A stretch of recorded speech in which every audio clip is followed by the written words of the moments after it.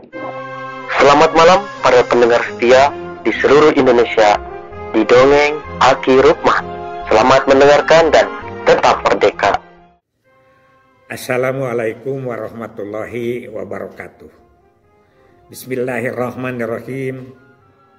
Alhamdulillahilladzi anjalas sakinata fi qulubil mu'minin liyazdadu imanama imanihim amma ba'du.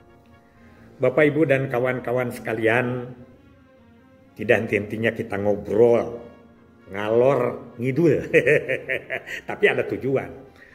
Ya memang katanya kalau Aki itu ngebahasnya cuman kependudukan, KB, kebudayaan, ya apalagi lah. Karena kalau ngobrol yang bukan ahlinya jangan coba-coba.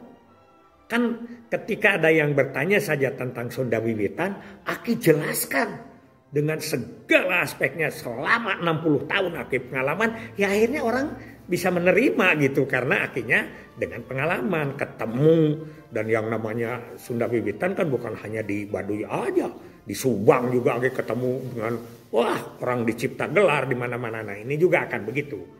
Nah sekarang Aki akan menyoroti lagi ini dari aspek persiapan Pak Gubernur Deddy Mulyadi dari segi kependudukan. Balik lagi ke situ, biar aja lah. Yang senang, yang tidak senang itu kan biasa. Semua YouTube juga begitu, tidak semuanya senang. Nah, pada saat rapat pertama saja, rapat pertamanya itu dengan tim tim transisi dan ketua timnya namanya juga Deddy Mulyadi bertempat di Lembur Pakuan. Coba nanti lihat YouTube Kang Deddy Mulyadi di dalam episode ini baru beberapa hari, episodenya adalah Nyihiang memimpin rapat bansos. Karena apa? Karena sebelum mulai rapat itu kan putrinya Pak Deddy itu kesana kesini ribut seperti mau memimpin rapat disebut itu gurauannya. Di situ jelas bahwa semua harus disiapkan dengan matang. Terutama dari aspek-aspek yang akan dilaksanakan 9 langkah gubernur yang disampaikan pada visi misi. Yang menarik buat kita itu ya yang lain juga kita menarik ya. Akan dibuatkan jalan, jumlah SD, bansos dan lain sebagainya. Tapi yang jelas Pak Deddy itu minta uraian tentang berapa jumlah rakyat miskin yang rumahnya tidak layak. Itu kan. 2, berapa yang rakyat miskin se-Jawa Barat yang tidak punya MCK di rumah alias dolbon. Berapa rakyat Jawa Barat yang belum teraliri listrik, artinya masih padam. Di situ dijelaskan sebagian, di sebagian belum siap datanya. Jadi nanti mohon disimak aja YouTube-nya, yaitu YouTube Kang Deddy Mulyadi, channel Deddy KDM, tapi episodenya Nyihiang memimpin rapat bansos. Nah, ada jawaban. Untuk listrik ini ada jawaban, katanya kata timnya itu ada 146.000 kepala keluarga atau rumah mungkin begitu yang belum teraliri listrik. Berapa jumlah biaya yang harus dikeluarkan itu sudah harus dihitung dan nanti pada perubahan anggaran itu harus sudah dibagikan begitu. Nah, karena itu dia bilang ini yang paling tegas nih. Bahwa semua itu harus dibuatkan pergub, peraturan gubernur ya. Peraturan gubernur bahwa semua yang penerima bantuan pemerintah, baik itu yang menerima MCK, yang menerima rumah rutilahu lah sebesar itu. Karena rutilahu juga katanya akan ditingkatkan menjadi 50 juta dari 20 juta. Karena 20 juta itu katanya bisa jadi apa? Apalagi kalau memang menurut beberapa pendapat orang yang dapat bantuan gubernur dengan 20 juta itu diberinya itu adalah bahan. Ya.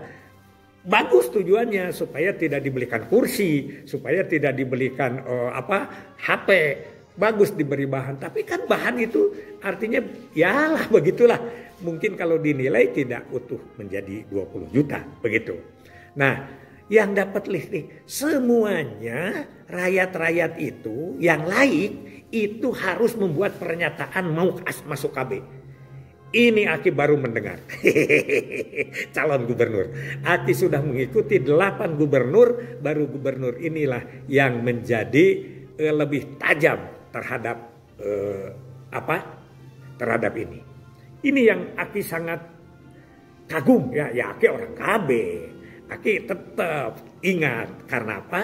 Karena Aki adalah mendapat kehidupan sekarang masih dari KB. Dan cukuplah kalau cuma dengan ini 2 orang mah. Jadi tidak bisa melupakan itu. Jadi sekali lagi bahwa ketegasan ini harapan. Khusus kepada Bapak nanti Kepala BKKBN yang baru ya. Sekarang sudah dilantik katanya untuk Kepala BKKBN perwakilan Jawa Barat ini Pak Dadi ya.